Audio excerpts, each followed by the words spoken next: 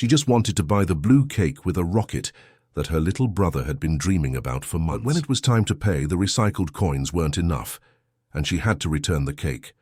Among the customers, a millionaire witnessed everything and recognized the girl as the daughter of the woman who cleaned his house.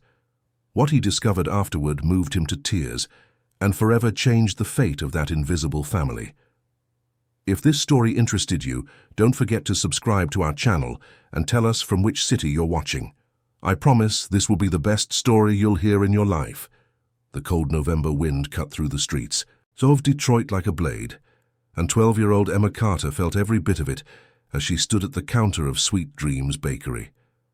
Her fingers trembled slightly as she counted the coins one more time, spreading them across the glass surface with careful precision. Quarters, dimes, nickels, and pennies. She had been so sure. She had counted them at home 3 times before leaving, her little brother Tommy watching with wide, hopeful eyes. The baker, a middle-aged woman with flour-dusted apron and tired eyes, waited patiently at first.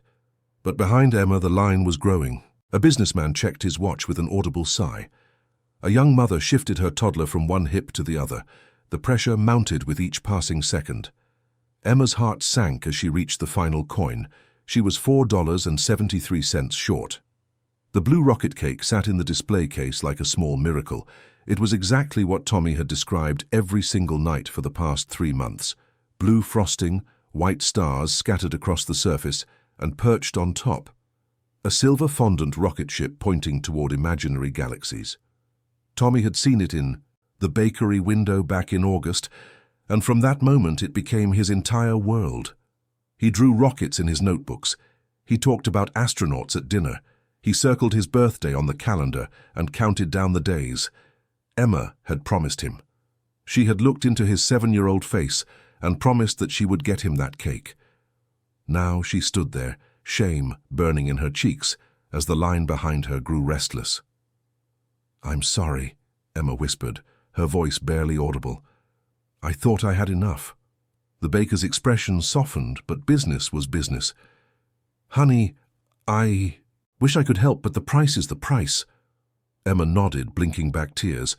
She carefully scooped the coins back into her worn canvas bag, the metallic clinking sound echoing her failure.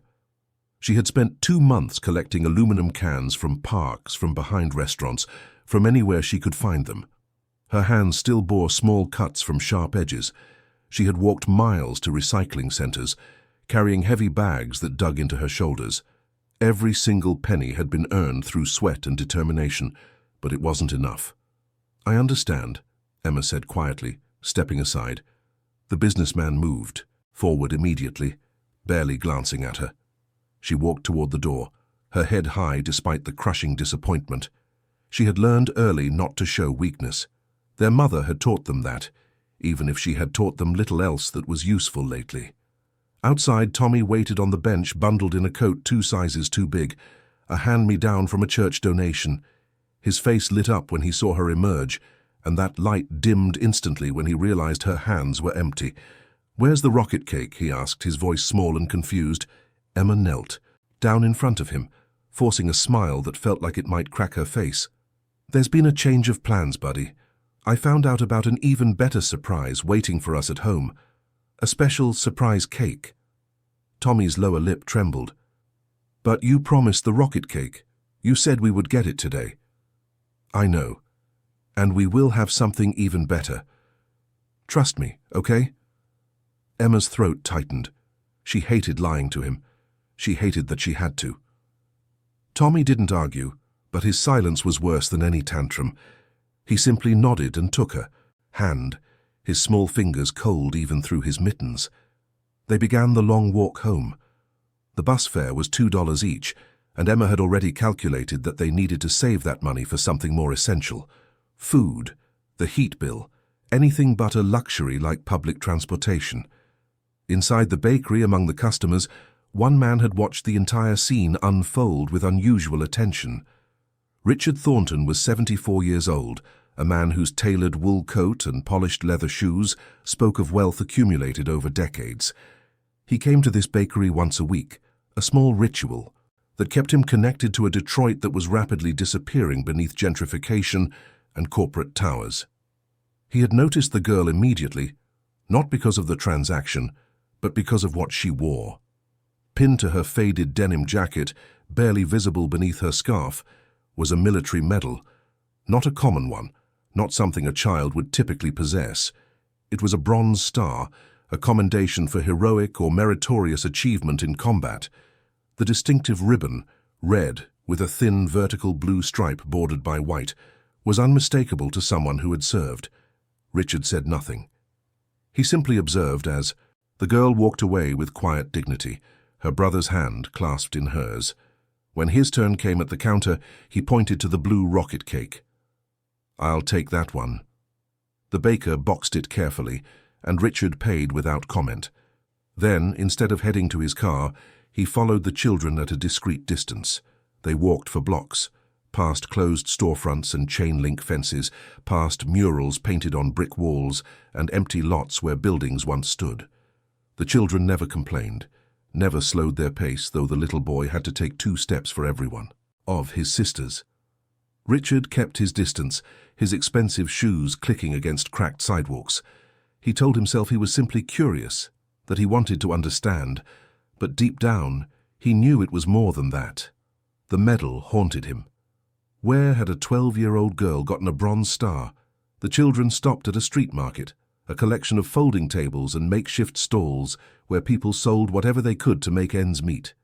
Used books, old electronics, handmade crafts. Emma approached one of the vendors, an elderly man with kind eyes and weathered hands. Richard moved closer, pretending to examine a table of vintage records. "Mr. Patterson," Emma said softly, "I have something I need to sell." She reached up and unpinned the medal from her jacket. Even from several feet away, Richard could see her hands shaking. "My grandfather's medal," she continued, her voice steady despite the tremor in her fingers. "I know it's valuable. I need money for my brother's birthday. Please." Mr. Patterson looked at the medal, then at the girl, his expression pained. "Emma, child, I can't take this from you. Your grandfather earned this. It's your family's history." "My family's history doesn't buy birthday cakes," Emma said, and there was no bitterness in her voice, only fact. "Please, Mr. Patterson, I need $47. That's all." Richard felt something crack inside his chest. He turned away, unable to watch anymore. The cake in his hands suddenly felt impossibly heavy.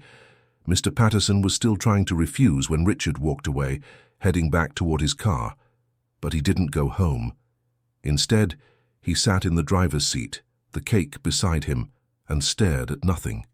His mind drifted back across decades to mud and fear and the deafening sound of artillery, to a young man named James Carter, who had saved his life during an ambush outside of Da Nang. James, who had thrown himself into enemy fire to drag Richard to safety. James, who had received the Bronze Star for that action, and a dozen others like it. James Carter, who had given Richard his last $50 when they returned stateside, so Richard could buy a decent suit for a job interview. "You're going to build something great," James had said. "I can feel it. And when you do, you remember where you came from." Richard had built an empire, real estate, investments, developments that reshaped Detroit's skyline. He had become the kind of wealthy that insulated him from the struggles of ordinary people. He donated to charities, attended galas, wrote checks that earned him plaques and recognition. But he had lost touch with James.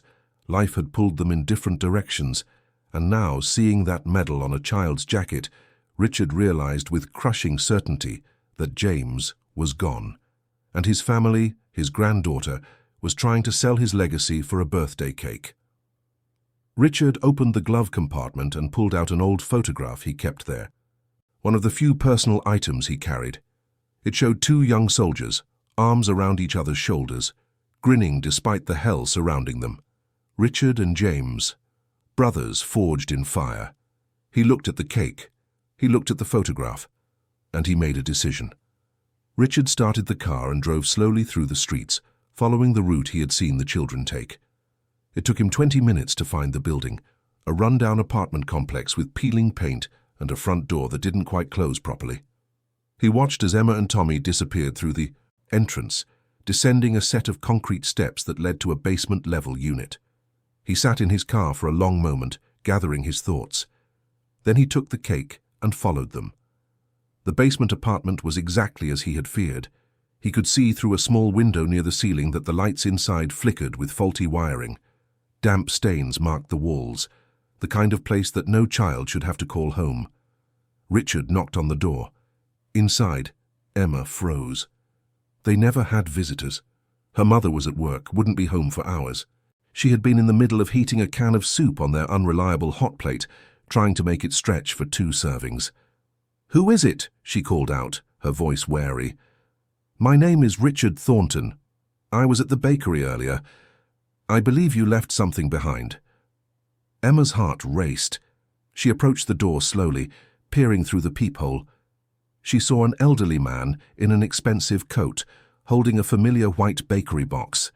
Every instinct told her not to open the door to a stranger, but something about his face, weathered and kind, made her hesitate.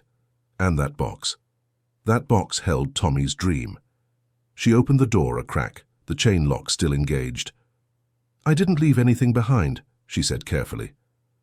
"Perhaps not physically," Richard replied gently, "but I think you left behind something you needed. May I come in? Just for a moment. I promise I mean no harm." Tommy appeared beside Emma, his eyes fixed on the bakery box. "Is that the rocket cake?" Richard smiled at the boy. "It is indeed.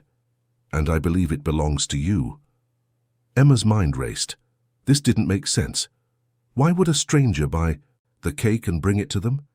How had he even found them? But Tommy's face was transformed with hope, and Emma found herself slowly unlatching the chain. Richard stepped into the small apartment, and the full reality of their situation hit him like a physical blow. The space was barely larger than his walk-in closet. A hot plate sat on a crate. 2 mattresses lay on the floor in the corner. The cold seeped through the walls despite a small space heater that hummed in the corner, likely running up an electric bill they couldn't afford. "Please sit down," Emma said, gesturing to one of 2 folding chairs at a makeshift table. Richard sat, placing the cake box on the table. Tommy stood transfixed, his eyes wide with wonder. "Go ahead," Richard said softly. "Open it." Tommy looked at Emma for permission. She nodded, still confused but unable to deny her brother this moment. The boy lifted the lid with reverent care, and his gasp of pure joy was worth everything. The blue rocket cake gleamed under the flickering light, perfect and beautiful and exactly what he had dreamed of. "It's real," Tommy whispered. "It's really real." Emma's eyes filled with tears she refused to let fall. "Sir, I don't understand. Why would you do this?" Richard looked at her, really looked at her, and saw James in the shape of her jaw, the determination in her eyes. "I saw what happened at the bakery. I saw you try to sell your grandfather's medal at the market." Emma's hand instinctively went to her jacket, where the medal was once again pinned. Mr. Patterson had refused to take it, had sent her away with firm kindness. "That medal," Richard continued, his voice thick with emotion, "it belonged to James. Carter, didn't it, your grandfather?" Emma nodded slowly. "How did you know his name?" "Because James Carter saved my life, more than once, and he gave me a chance at a future when I had nothing." Richard's eyes glistened. "I lost touch with him over the years, to my eternal shame, but I never forgot what he did for me. I never forgot what I owed him." The room fell silent, except for the hum of the space heater and the distant sound of traffic above them. "Where is your mother?" Richard asked gently. "Working," Emma replied. "She cleans office, buildings downtown. She works 3 jobs, but it's never quite enough. Grandpa got sick 2 years ago. The hospital bills, the medications, everything we had went to trying to help him. And when he passed, we had nothing left. Mum does her best, but we're behind on everything. Rent, utilities, food." Richard felt the weight of decades of missed opportunities pressing down on him. He had been living in luxury while James Carter's family struggled to survive in a basement apartment, while his granddaughter collected cans to buy a birthday cake. "I want to help," Richard said. Emma's expression hardened. Slightly. We don't need charity. It's not charity, Richard said firmly. It's a debt, one I should have paid a long time ago. Before Emma could respond, the lights flickered once, twice, then went out completely. The space heater died with a mechanical whine. In the darkness, Tommy's small voice asked, "Emma, what happened?" "It's okay, buddy," Emma said, her voice steady despite the fear Richard could hear beneath it. "The power just went out. It happens sometimes." Richard pulled out his phone, using its light to illuminate the room. The temperature was already dropping. This basement apartment, already cold, would become dangerous quickly. "You can't stay here tonight," Richard said, his tone leaving no room for argument. "Not without heat or light. It's not safe." "We'll be fine," Emma insisted. "Mom will be home soon. We have blankets." "No." Richard stood, his decision made. "I'm not leaving you here. Pack what you need for tonight. You're coming with me." "We can't just go with a stranger," Emma protested, even as she pulled a blanket around Tommy's shoulders. "I'm not a stranger. I'm someone who owed your grandfather everything and failed to pay that debt while he was alive. Let me start making that right. Please." Emma looked at Tommy shivering in the dark and felt her resolve crumble. Pride was one thing, her brother's safety was another. "Just for tonight," she said quietly, "until the power comes back on." Richard nodded, relief flooding through him. Just for tonight. As Emma gathered their few belongings into a backpack, Richard made a silent promise to James Carter, wherever he was. This was only the beginning. He would not fail this family again. Richard's penthouse occupied the top floor of the Thornton Tower, a gleaming structure of glass and steel that dominated Detroit's skyline. The elevator ride felt endless to Emma, who clutched Tommy's hand while her brother pressed his face against the glass wall, watching the city shrink beneath them. When the doors opened directly into Richard's home, Tommy gasped. The space was larger than their entire apartment building. Floor-to-ceiling windows offered a panoramic view of Detroit, the city lights twinkling like earthbound stars. Modern furniture in shades of cream and grey filled the open floor plan. Abstract art hung on walls that had never known water stains or peeling paint. Emma felt profoundly out of place. Her worn sneakers seemed too loud against the polished marble floors. Her second-hand jacket, which had felt adequate in the bakery, now looked like exactly what it was. Charity bin clothing held together by determination. "This is where you live?" Tommy asked, his voice filled with wonder. "It is," Richard said gently, "and tonight it's where you live too. Come, let me show you the guest rooms." He led them down a hallway lined with photographs. Emma noticed several showed a younger Richard in military uniform, and her steps slowed as she recognized her grandfather in one of the images. Two young men, barely older than boys, arms slung around each other's shoulders, grinning despite the jungle behind them. "That was taken in 1968, Richard said, noticing her attention. 3 weeks before the ambush that should have ended my life. Your grandfather carried me 2 miles through enemy territory to reach the medic station. I had shrapnel in my leg and a bullet in my shoulder. I was bleeding out, and James refused to leave me behind." Emma touched the frame gently. She had never seen her grandfather young, had only known him as the grey-haired man who told stories and taught her to be strong. "He never talked much about the war," she said softly. "The best men rarely do," Richard replied. "They carry it quietly." He showed them to a guest suite that was larger than their entire basement apartment. 2 beds, with crisp white linens, a private bathroom with gleaming fixtures, and a view that stretched to the horizon. "There are clothes in the closet that should fit," Richard said. "They belonged to my daughter when she was younger. She's grown now, living in California with her own family. Please use whatever you need." Tommy was already exploring, opening drawers and marveling at the television mounted on the wall. Emma remained frozen in the doorway, overwhelmed. "I'll prepare some food," Richard continued. "Real food, not soup from a can. You must be hungry." "We can't accept all this," Emma said, her voice barely above a whisper. Richard turned to face her fully. "Emma, your grandfather gave me his last $50 when we came home from Vietnam. I was nobody, Had nothing, no prospects. That money bought me a suit for a job interview at a real estate firm. That interview changed my life. Everything I have built, everything I have become, started with James Carter's generosity." He paused, his eyes glistening. "I tried to find him over the years, to pay him back, but I lost track. I got busy building my empire, and I let the most important debt go unpaid. Don't deny me the chance to finally honor what he did for me." Emma's throat tightened. She wanted to argue, to maintain the pride that had kept her family's head above water, but Tommy was already curled up on one of the beds, his eyes heavy with exhaustion, and she realized how long it had been since she had seen him truly comfortable. "Just until Mum gets home from work," she said finally. "Then we'll figure out what to do." Richard nodded, though they both knew this was about more than one night. In the kitchen, Richard prepared a meal with surprising skill: grilled chicken, roasted vegetables, fresh bread. The smells filled the penthouse, and Tommy emerged from the bedroom drawn by hunger. They sat at the dining table, an expanse of polished wood that could have seated 12. Tommy ate with the single-minded focus of a child who had known too many meals, of watered-down soup and day-old bread. Emma ate more slowly, her mind racing with questions and concerns. "Tell me about your mother," Richard said. "What's her name?"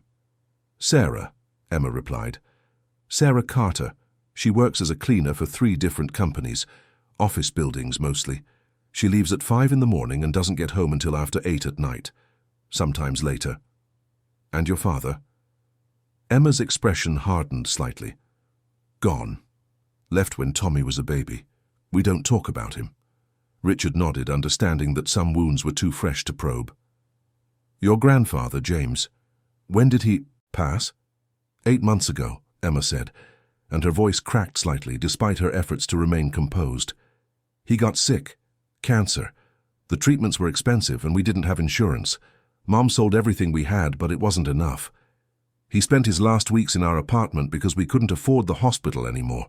He gave me his medal the day before he died, told me it was the most important thing he owned, and he wanted me to have it." Richard had to look away, blinking back tears. While James Carter had been dying in a basement apartment, Richard had been attending charity galas and complaining about stock market fluctuations. The guilt was crushing. "I'm sorry," he said, his voice rough. "I'm so deeply sorry I wasn't there, that I didn't know." "You couldn't have known," Emma said simply. "Grandpa never asked anyone for help. He said a man stands on his own 2 feet. Pride is a luxury that sometimes costs too much," Richard replied. "I learned that lesson too late in life." They finished eating in contemplative silence. Tommy's eyes were drooping, and Emma gently guided him back to the bedroom. She helped him into pajamas from the closet, soft cotton that smelled of lavender detergent, and tucked him into bed. "Emma," Tommy murmured sleepily, "is this real, or am I dreaming?" "It's real, buddy," she whispered, smoothing his hair back from his forehead. "Sleep now." "Best birthday ever," he mumbled, and then he was asleep, his breathing deep and even. Emma returned to the living room to find Richard standing at the windows, looking out over the city. She approached quietly, unsure what to say. "Your mother will be worried," Richard said without turning. "Do you have a way to contact her?" Emma pulled out a battered cell phone, one of the cheap prepaid models. "I can text her. She doesn't answer calls when she's working." She sent a quick message explaining that they were safe, that the power had gone out, and that they were staying with someone who knew Grandpa James. She didn't mention the penthouse or the wealth. That would require too much explanation. The response came quickly. "Be safe. Love you. Home by 9. Richard checked his watch. It was 7:30. "She'll be home in 90 minutes. We should go meet her. She shouldn't come home to a dark, cold apartment. Alone." Emma was surprised by his consideration. "You don't have to do that." "Yes," Richard said firmly. "I do." They took Richard's car, a luxury sedan that rode so smoothly Emma barely felt the road beneath them. Tommy slept in the back seat, exhausted from the emotional roller coaster of the day. Richard drove in silence, following Emma's directions to the basement apartment. When they arrived, Sarah Carter was already there, standing outside the building with a flashlight, her face creased with worry. She was thin, too thin, with dark circles under her eyes and hands roughened by harsh cleaning. Chemicals. She wore a uniform polo shirt with a cleaning company logo and carried a backpack stuffed with supplies. She saw the expensive car pull up, and her expression shifted from worry to confusion to fear. When Richard stepped out, her eyes widened in recognition. "Mr. Thornton," she said, her voice shaking, "what are you doing here? Are my children okay? Did something happen?" Emma emerged from the passenger side. "Mum, we're fine. I can explain." Sarah's eyes darted between her daughter and her employer, trying to make sense of the situation. Richard Thornton owned the Thornton building, one of the office towers she cleaned. She had seen him exactly twice in the 3 years she had worked there, always from a distance, always aware of the vast gulf between his world and hers. "Mrs. Carter," Richard said gently, "your children are safe. There was an incident with the power in your apartment, and I offered them shelter for the evening. I apologize if I overstepped, but I couldn't leave them in the cold." Sarah's professional mask slipped, revealing raw panic. "You're my employer. You're here at my home. Am I being fired? Please, Mr. Thornton, I need this job. I can't lose this job." "No," Richard said quickly. "No, you're not being fired. Please let me explain." But Sarah was spiraling, her exhaustion and stress overwhelming her usual composure. "I know the apartment is terrible. I know it's not good enough. But it's all I can afford. I'm trying. I'm working as hard as I can. Please don't report me to social services. Please don't take my children." "Mom," Emma said, moving to her mother's side. "Mom, stop. He's not here to hurt us. He knew Grandpa James from the war." Sarah froze, her eyes focusing on Richard with new intensity. "You knew my father?"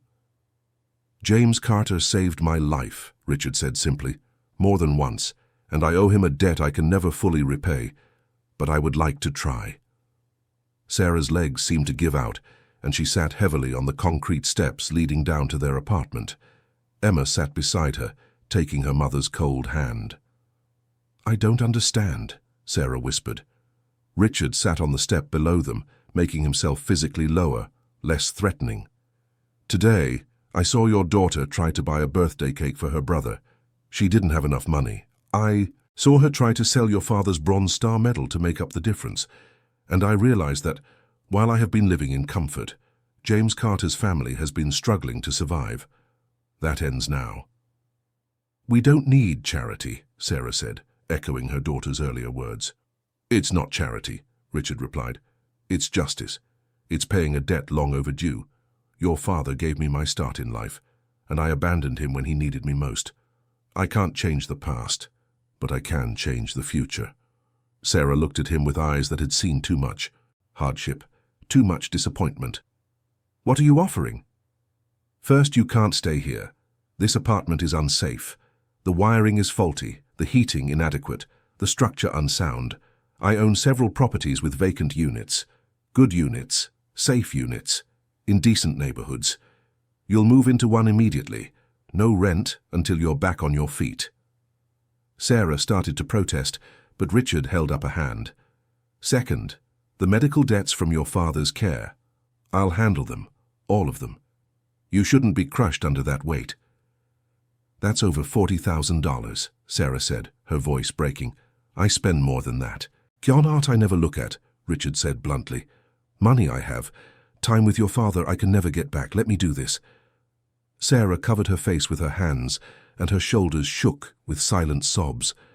Emma wrapped her arms around her mother, and for the first time in months Sarah let herself break down. Richard waited, giving them space for their grief and relief. Finally, Sarah looked up, her face wet with tears. "Why? Why would you do all this for strangers? You're not strangers, you're James Carter's family. That makes you my family too." Richard's voice was firm. "And there's something else. I've been looking for someone to head a new initiative at my company, a community outreach program focused on helping working families, single parents, people who fall through the cracks of our social systems. I need someone who understands that struggle from the inside, someone with compassion and strength and determination. He looked directly at Sarah. I'd like to offer you that position. It would be full-time, with benefits, health insurance, a real salary. You would coordinate housing assistance, food programs, job training. You would help people like yourself. Sarah stared at him in disbelief. I'm a cleaning woman. I don't have a degree. I don't have qualifications. You have something better. You have lived experience. You know what it's like to choose between medicine and food, between heat and rent. That's the qualification that matters. Richard stood, extending his hand to help Sarah up. Think about it. You don't have to decide tonight, but please, let me help you move to a safe place. Let me clear those debts. Let me start repaying what I owe your father. Sarah looked at Emma, who nodded encouragingly.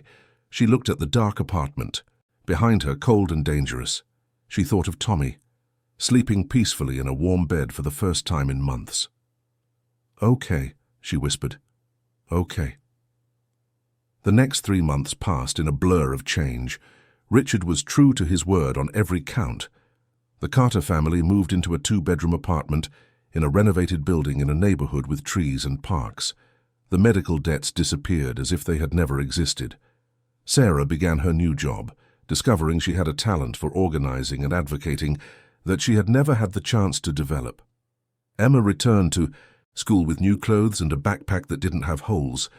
Tommy started 2nd grade in a better school district, where he joined the science club and talked endlessly about space exploration. But Richard's transformation was perhaps the most profound. He had spent decades building wealth while losing sight of why wealth mattered. Now, working alongside Sarah to develop programs that actually helped people, he rediscovered purpose.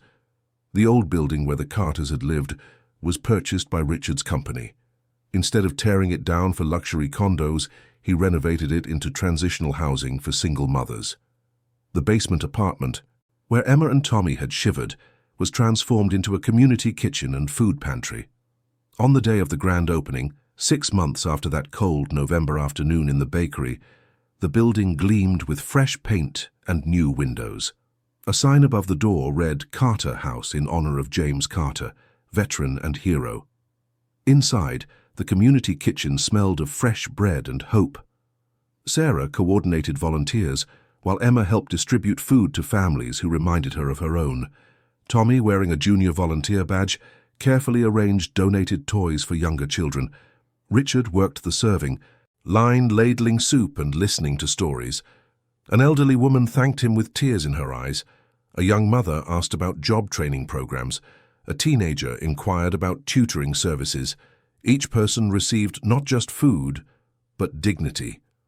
On the wall near the entrance hung James Carter's Bronze Star Medal, encased in glass with a plaque that read, "In honor of James Carter, who taught us that true wealth is measured in the lives we touch and the hands we lift up."